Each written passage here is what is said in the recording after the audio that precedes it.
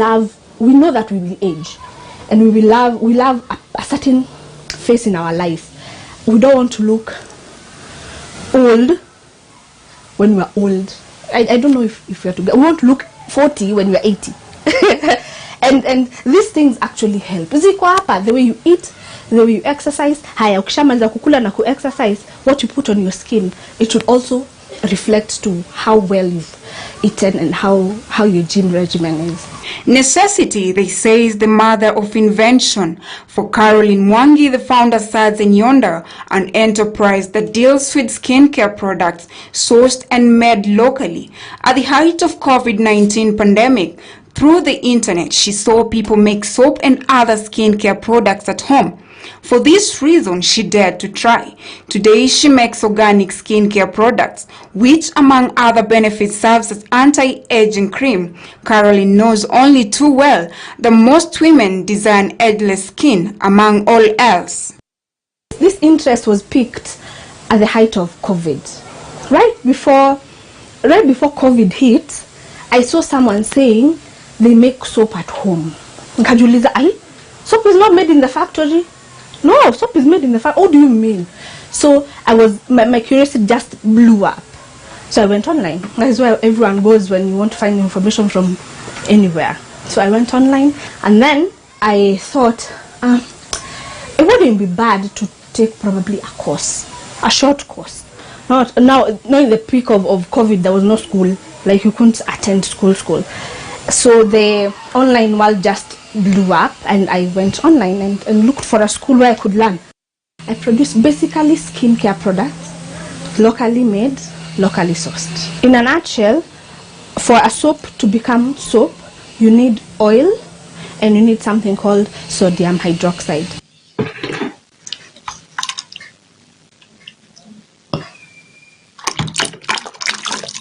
What I started with was purely soap.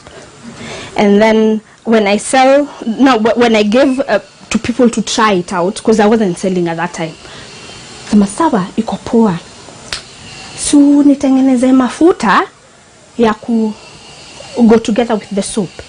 So avenues kept creeping in. So I didn't know how to make body lotion and body cream and face cream. So online again. Started out with soap, grew to body cream, grew to face cream, grew to lip balm, grew to bath bombs, shower gel. Those are the ones I have. And and a makeup remover. It's an oil cleanser. In 2020, the global skincare products market size was valued at $129.23 billion and is projected to expand at a compound annual growth rate of 4.8% from 2021 to the year 2028. This is anticipated to secure a global market value of $13.4 billion by 2032. These things, we can do them ourselves, but no one tells us we can. So unatokanga tu nje, unaenda unajitafutia tu vitu hapa kule, but you have them in the house. You have sunflower oil in the house. You have a lot of the raw material I have in the house. Niyo tu moja yenye sina ile ya convert into soap. You look for it online. Information is available nowadays everywhere. So unaenda tu unapekua, then you do it yourself.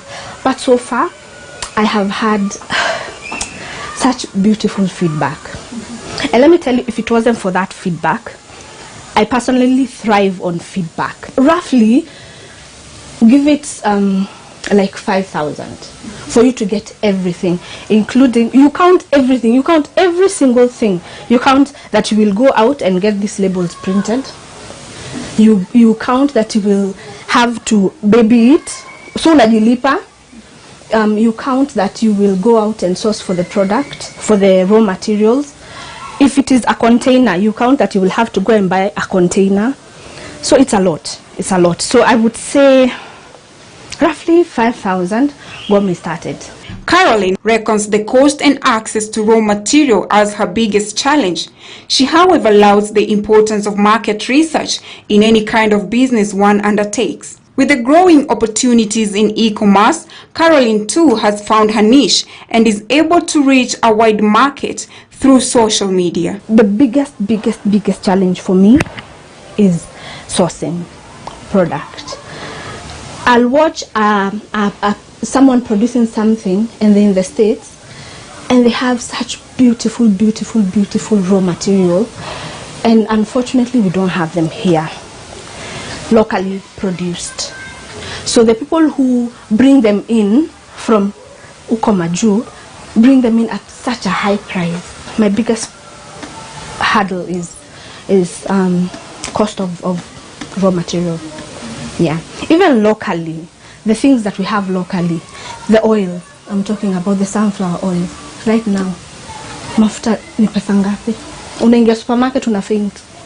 It's very expensive, and that is the bulk of the raw material that go into soap production. The bulk of it is oil.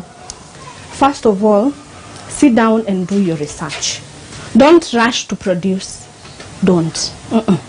If that is that's what you want to start out with, utategwa mahali. Sit down, take your time. It could even be a year.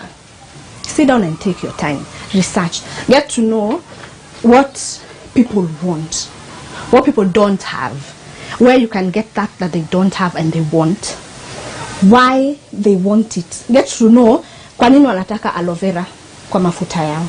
Get to know why they crack wakipaka mafuta. Get to know the bare minimum. Then get to know your product, your raw materials. Get to know them.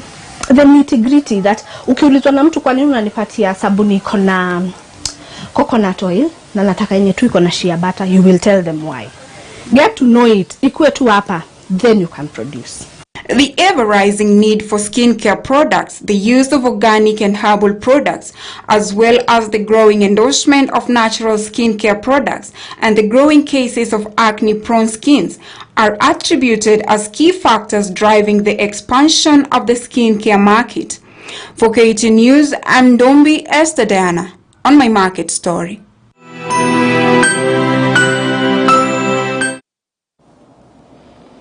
All right, very refreshing as always. And this brings us to the close of business today at this hour. Many thanks for your valued company. And remember, we still have a lot lined up for you at 9 p.m. as well. My name is Abegina. Until tomorrow, keep safe.